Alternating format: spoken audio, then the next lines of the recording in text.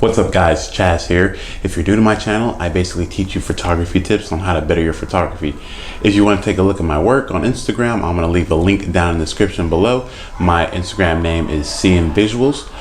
And if you could do me a favor and hit a thumbs up and subscribe, it really helps the channel grow. That way I can continue to make content for you. So today we're going to be talking about exporting and sharpening for Instagram. I know before I knew this little technique, I would spend all this time on a photo, and then when I get up to upload it to Instagram, there's no quality. The quality sucks. Instagram is compressed it and doesn't even look anywhere close to what I originally wanted it to look like. So we're gonna help fix that today, so stay tuned.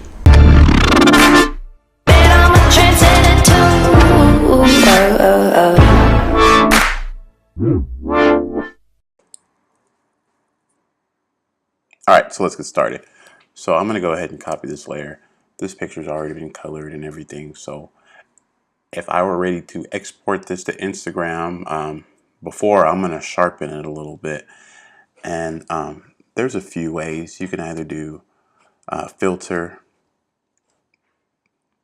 and then go down to other. You go to high pass.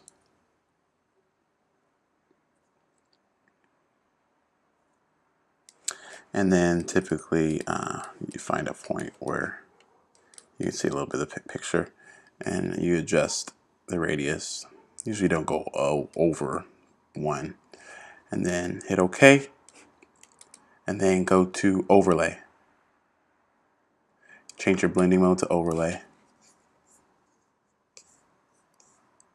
And you sharpened.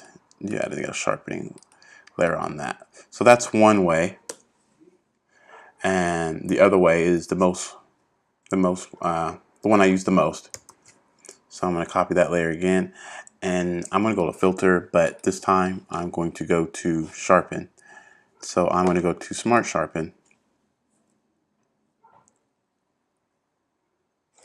and I typically like to put this on a place you can see the picture pretty well, and radius is 1.0. You can up the noise reducing if you want to. I typically keep it at 0, and the minimum, I keep it at about 100.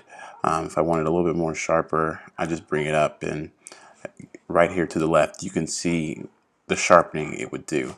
So let's say 131. I'm going to go ahead and hit OK.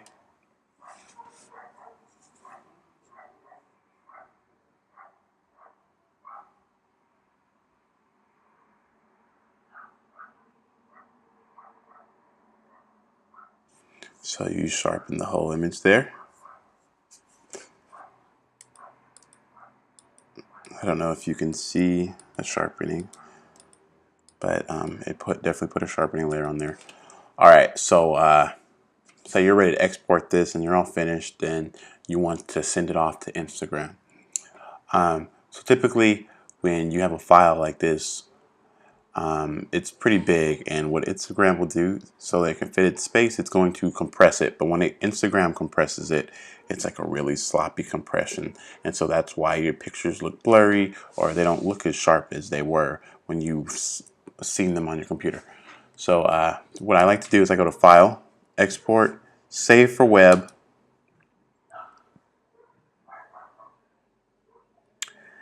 and I have my color settings on Pro sRGB, and you want to make sure you click Convert to sRGB, so that way your colors can come out correct.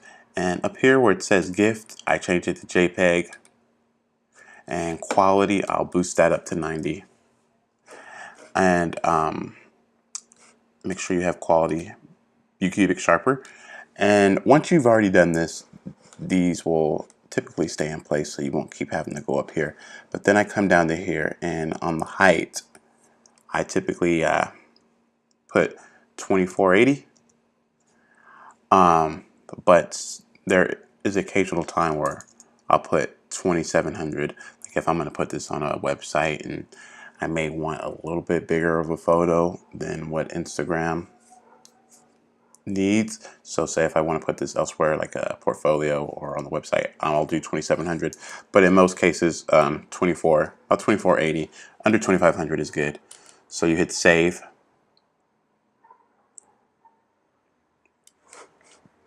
and then you can save this wherever you want. I got desktop or put it in a document. So I'm gonna do desktop, and usually I change the name and then hit save. And then I'll close that window, and then get all that extra stuff out there, and then there's your photo. All right, thank you for watching.